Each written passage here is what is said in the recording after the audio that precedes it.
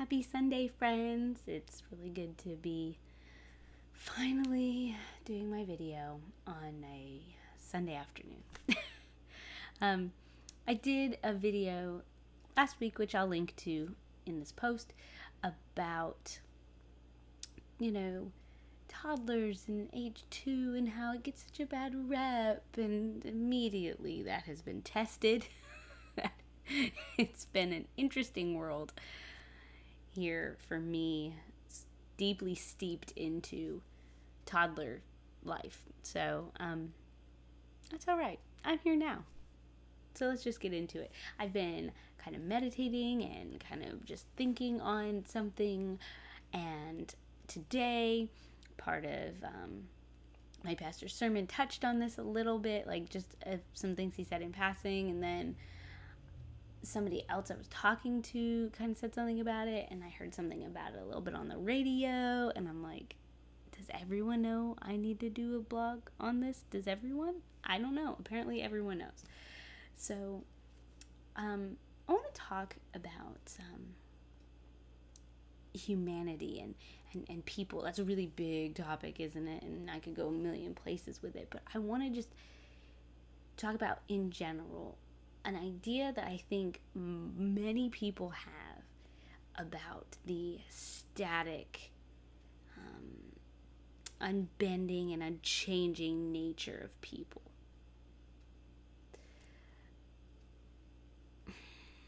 It's frustrating that I feel that's like a mode of thinking for so many people. I know I've struggled with this in the past. And I know that I have been on the other end where I have dealt with people who felt that way about me. But basically, the thing that I see happening right now is that we don't believe that people change. We don't let people change their mind. We don't want them to. Like, we want them to, but we don't really believe it. And we want them to, but then when someone does change their mind about a topic, we just destroy them. We drag them through the mud. We slander them. We slander their character. We act as if they have such poor character, that's why they flip-flop, and we just, it's a very strange dynamic. It's like you might want a family member to change their mind on a topic or think differently about a topic, and let's say someone who does think differently on that topic or has changed their mind on the topic, but it's not the way you wanted them to, so now you're angry, and how dare they, and how could they, and I've just kind of been thinking on that for me personally, like, am I stifling change in people around me because I want to keep them in what I think about them? Do I want to keep them in this form that I have created for them based on things they say, things they do, things they've told me, things people have said about them, things I've read, maybe they've posted things they share? I've created in my mind some kind of, this is the way this person is, and they can't be anything other than that.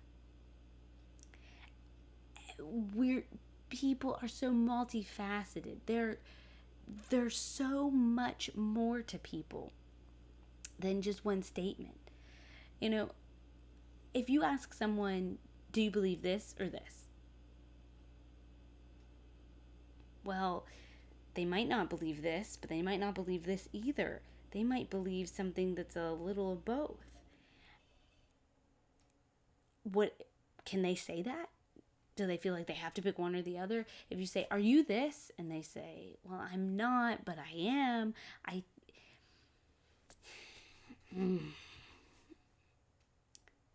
I've thought on this for a long time, so you'd think I have more to really say, but I don't want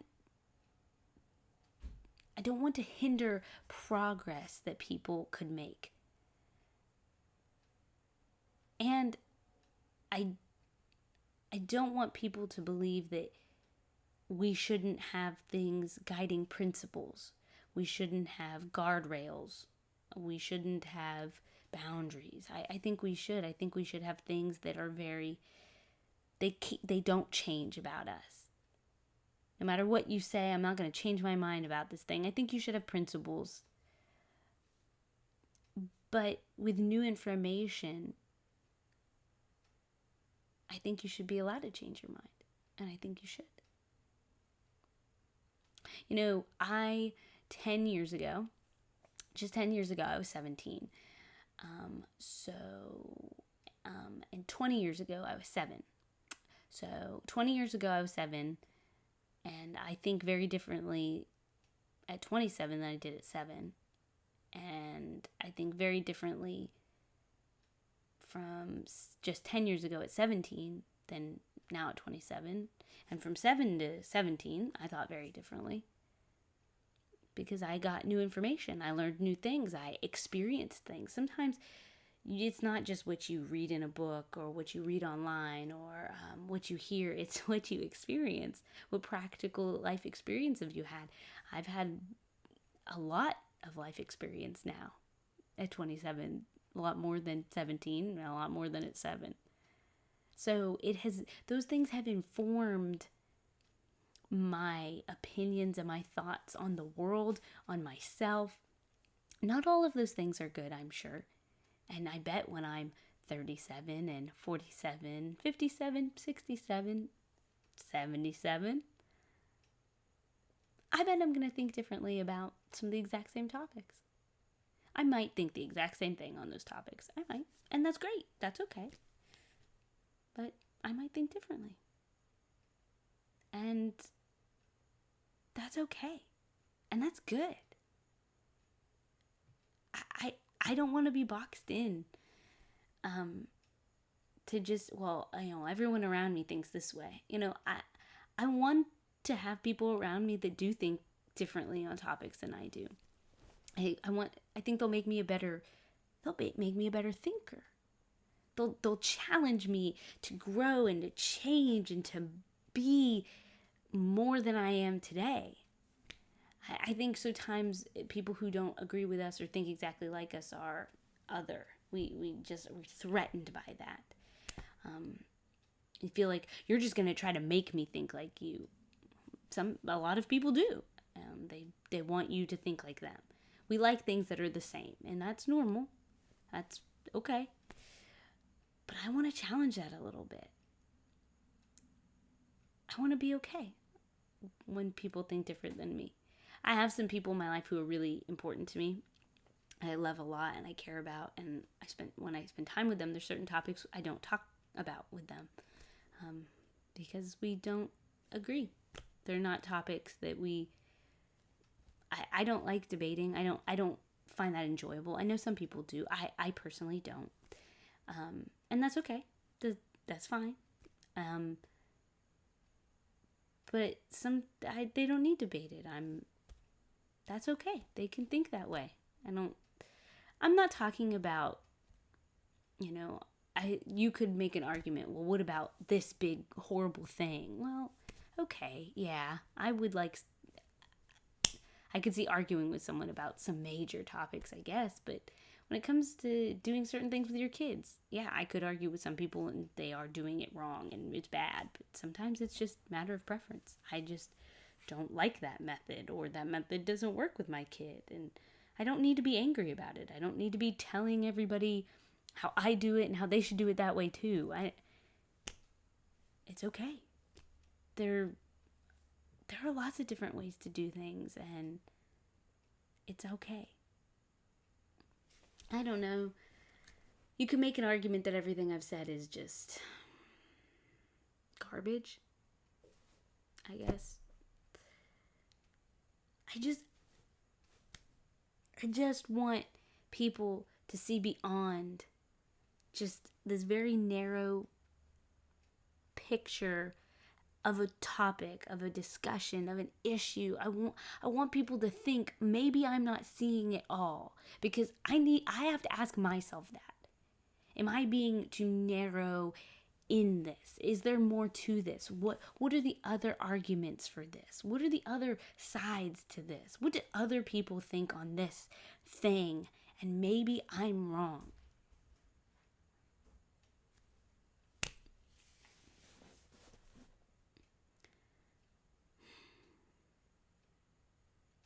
And I can grow. I can change my mind. I can change my mind, and that's okay. And my friends can change their minds, and that's okay. And my family can change their minds, and public officials can change their minds. Celebrities can change their minds. Children can change their minds. People can learn new things and grow. And I don't want to keep them just, well, you were always like this before. You were always like that before. Well, that's okay. I'm new. I've changed. I've grown, I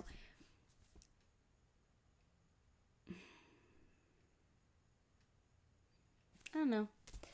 Just me talking about not feeling so trapped and not having space to grow and to change my mind. So, listeners, I hope you guys think differently on something today or this week. Think differently on a topic. I don't know.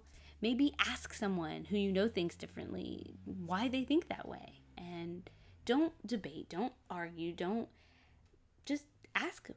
Just so you know, just so you can learn something and maybe have a different perspective. Still keep your opinion, but maybe just have a fresh perspective on it and can have empathy and understanding.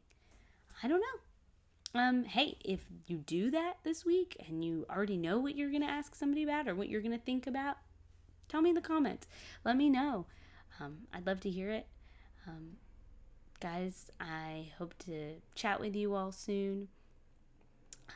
Again, I miss you guys. And that's all for this week.